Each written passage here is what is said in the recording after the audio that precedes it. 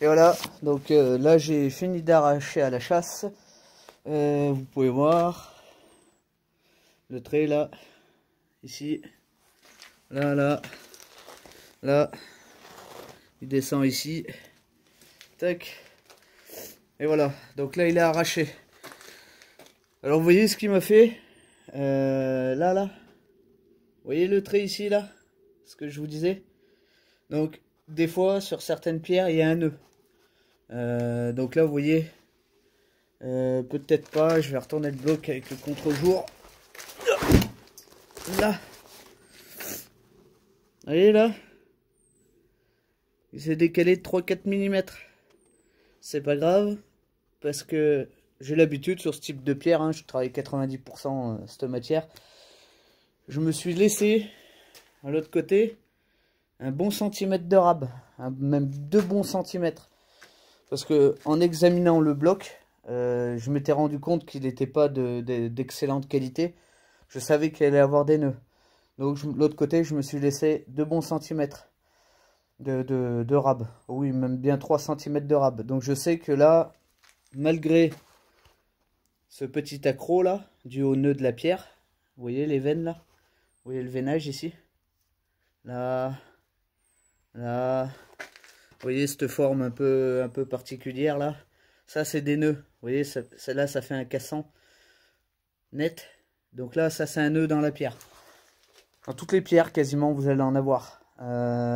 Donc ça, quand je vous disais laissez votre centimètre, et même avec le centimètre, des fois ça arrive à partir un petit peu plus loin. Mais c'est pas grave. Le tout c'est de bien anticiper et de laisser son centimètre de l'autre côté, voire ses 2-3 cm de l'autre côté de marge. Voilà, toujours anticiper. On ne sait pas comment, comme je vous disais dans la première vidéo, on ne sait pas comment la pierre va réagir. Et elle va vous en faire voir.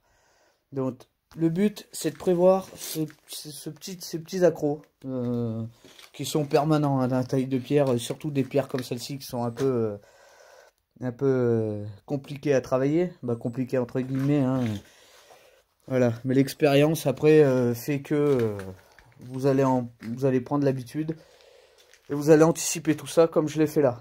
À la fin vous verrez le bloc il fera bien 20 par 30 il n'y aura pas de souci. Une fois que je suis arrivé à ce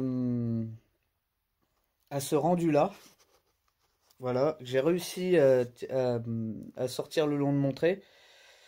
Je vais passer à l'étape 2. Je vais ciseler la face. Voilà. C'est-à-dire que là, avec un ciseau de vin au carbure, hein, comme je vous ai montré, ou en acier, hein, selon la pierre que vous travaillez, je vais venir longer mon trait. Tac, tac, tac, tac, tac, tac, tac, tac, tac. Tout le tour. Tout le trait que j'ai fait. Voilà. Afin d'avoir mon pourtour bien propre. Et après, avec la broche, on va venir arracher tous ces morceaux là, toutes ces petites pointes. Je sais pas si vous allez bien voir sur la vidéo, vous voyez toutes ces petites pointes là. Ça, tout ça, il va falloir venir y arracher. Tout ça là, il va falloir venir y arracher à la broche. Vous pouvez le faire au ciseau aussi, c'est un petit peu plus long, mais ça marche très bien. Je le ferai au ciseau, tiens, parce que ça évitera que les gens achètent des broches juste pour faire ça. Je le ferai au ciseau pour vous montrer. Alors, j'ai pas mis la caméra en direction de la chasse. Malheureusement, vous pourrez pas voir. Ça sera vous à voir sur le tas. Parce que les éclats, ils partent de partout. Donc, ça évite d'exploser le téléphone. Parce que des fois, vous verrez, c'est des balles hein, qui partent. Vous verrez même pas partir les pierres quand vous allez chasser. Même ciseler. Hein. C'est pour ça, lunettes, extrêmement important. Alors, comme vous pouvez voir sur les vidéos, je ne porte pas de gants. Parce que je trouve qu'on a une mauvaise préhension sur les ciseaux, les chasses, tout ça. Et la massette, elle a tendance à glisser. Voilà, alors ça c'est au goût de chacun. Je vous conseille d'en mettre, bien sûr. Hein. Surtout si vous faites ça avec vos enfants. Le casque, j'en mets pas non plus. Bah, je le porte quand je cisèle parce que le bruit est assez agaçant. Mais quand je chasse comme ça, j'aime bien écouter la pierre.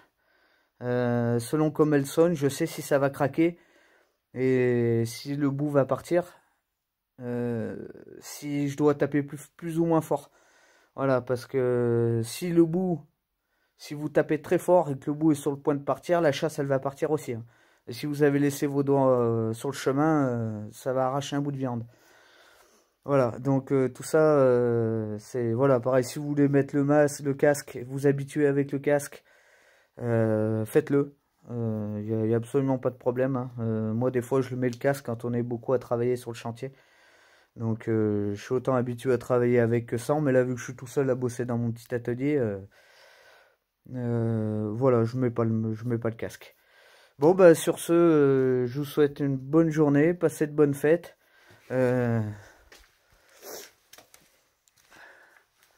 Allez, un petit peu de neige. Allez, bisous. Ciao.